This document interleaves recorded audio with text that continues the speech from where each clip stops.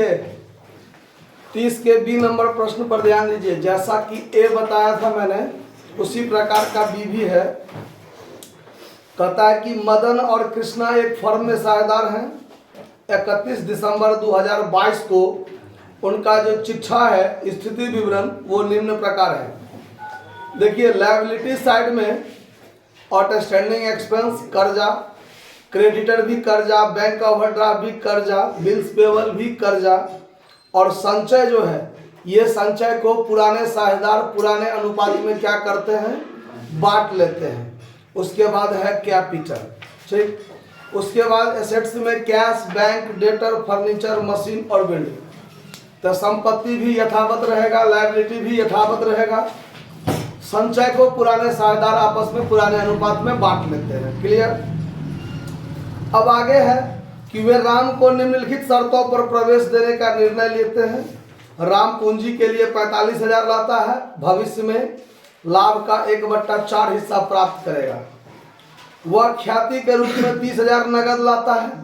तो ये सब तो ख्याति के लिए पुराने साझेदार त्याग अनुपात में बांटते हैं इस ख्याति को। पीछे भी बहुत सारे सवाल में आपने देखा है। और पूंजी व्यवसाय में रहता है। फिर आगे कहता है कि मशीन, भवन और फर्नीचर ये तीनों पर 5% हरासित कीजिए, मतलब हरास लगाना है। तो ये जाएगा रिवैल्यूएशन अकाउंट में, जाएगा ना। और संदिग्ध ऋणों के लिए 5% प्रावधान का निर्माण कीजिए, ये भी जाएगा रिवैल्यूएशन अकाउंट में। सवाल में कहता है पुनर्मूल्यांकन खाता बनाइए, ज्यादा कुछ नहीं कहता है। क्या कहता है, पुनर्मूल्यांकन खाता खोलिए, मात्र एक ही बात कहता है। तो पुनर्मूल्यांकन खाता में सिर्फ और सिर्फ संपत्ति और दायित्व के मूल्य में जो कमी वृद्धि होता है सिर्फ उसी बात का चर्चा होगा, ठीक है।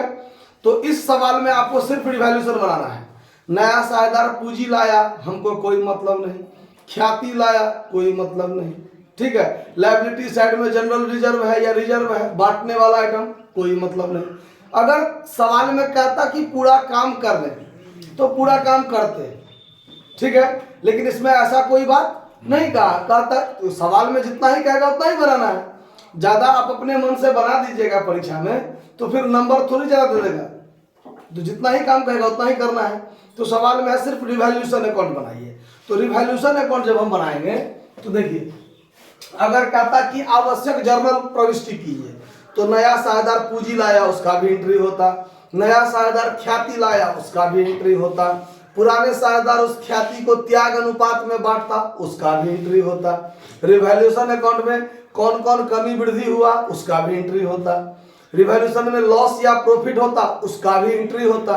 और बैलेंस शीट में जनरल रिजर्व है उसको बांटने के लिए भी एंट्री होता। तो सारा बात होता। इसमें ऐसा बात नहीं कहा है, तो सिर्फ रिवैल्यूएशन अकाउंट बनाना है। तो यहां पर रिवैल्यूएशन अकाउंट का फॉर्मेट खींचते हैं।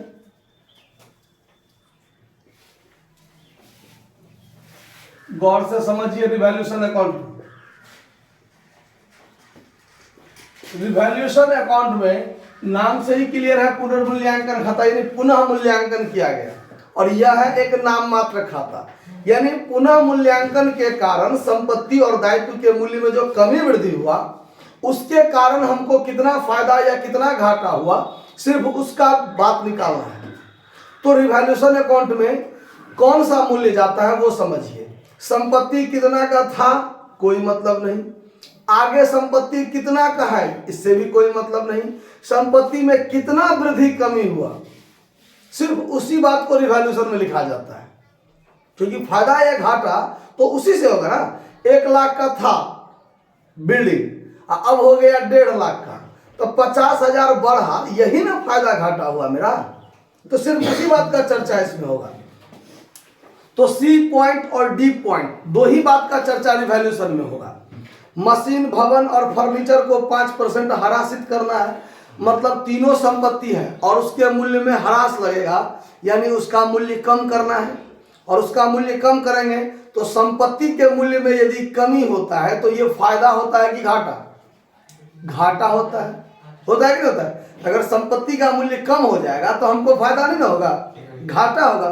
तो घाटा होगा तो रिवैल्यूएशन में लिखेंगे किस किस का नाम, तो मशीनरी, भवन, फर्नीचर तीनों, तो 2 मशीन, 2 बिल्डिंग और 2 फर्नीचर, यही 3 संपत्ति के मूल्य में ना कमी हो रहा है। तो देखिए मशीन तीनों पर 5%, तो मशीन का दाम देखिए पहले से 24,000 था बैलेंस शीट में। बैलेंस शीट में मशीन 24,000 का था, 24,000 का 5%, 1,200 रुपया घाटा लगा, तो यहाँ 1,200 मशीन में लिखे। भवन में भी 5%, तो भवन था 57,000 का, 57,000 का 5% निकालेंगे तो कितना होगा 2,850 रुपया। देखिए तो वही होगा 2,850, 5% निकालेंगे। उसके बाद फर्नीचर पर भी 5%, तो फर्नीचर का मूल्य कितना था 12,000, उसका 5% निकालेंगे तो 600 रुपया। क्लियर। उसके बाद डी पॉइंट, संदिग्ध ऋणों के लिए 5% का प्रावधान का निर्माण करना है। तो संदिग्ध ऋणों मतलब डेटर जो है उस डेटर पर 5% बुरने की संभावना है। संदिग्ध ऋण का मतलब होता है डॉटफुल डेट्स, जिस पर शंका है कि वो देगा कि नहीं देगा। इस टाइप का उसका शंका रहता है कि वो नहीं भी दे सकता है ना। तो जितना नहीं देगा उतना से हम देनदार को क्या कर लेते हैं, कम कर लेते हैं, उतना हम प्रावधान करके रख लेते हैं। तो देनदार है 30,000 का, तो 30,000 का 5%, 1,500 रुपये बुरने की संभावना है। तो यहां लिखेंगे to reserve for doubtful debts, doubtful debts कितना रुपया 1,500। To provision for bad debts या डॉटफुल डेट्स, ये भी लिख सकते हैं आप। हो गया। अब इससे ज्यादा बात कुछ नहीं। अब इसमें देखिए 1 2 3 4, चारों आइटम डेबिट में ही हुआ, यानी चारों पर घाटा ही लगा, यानी फायदा वाला बात कुछ नहीं। तो जितना टोटल जोड़ के होगा पूरा का पूरा लॉस होगा। तो इस पूरा को जोड़ लीजिए, तो 12 और 28 मिला के 4,000, 4 1 5,000, 5,000, 5,000 और ये दोनों मिला के 6,150, 6,150 है लॉस है। तो 6,150 बराबर होगा दोनों साइड। इस साइड में कुछ नहीं हुआ तो ये पूरा का पूरा लॉस। तो इसको कौन बांटेगा, ओल्ड पार्टनर। तो by old partner capital account लिख लीजिए। साझेदार कौन सब है इसमें, मदन और कृष्णा। तो मदन और कृष्णा, तो दोनों आदमी किस अनुपात में बांटेंगे, बराबर बराबर। तो 6,150 बराबर बराबर बांटेंगे तो 3,075 भी लेगा और 3,075 कृष्णा भी लेगा, दोनों आदमी ले लेगा। तो ये सवाल इतना ही कहता है बनाने, तो सवाल बनकर आपका तैयार हो गया। नोट कर लीजिए। धन्यवाद।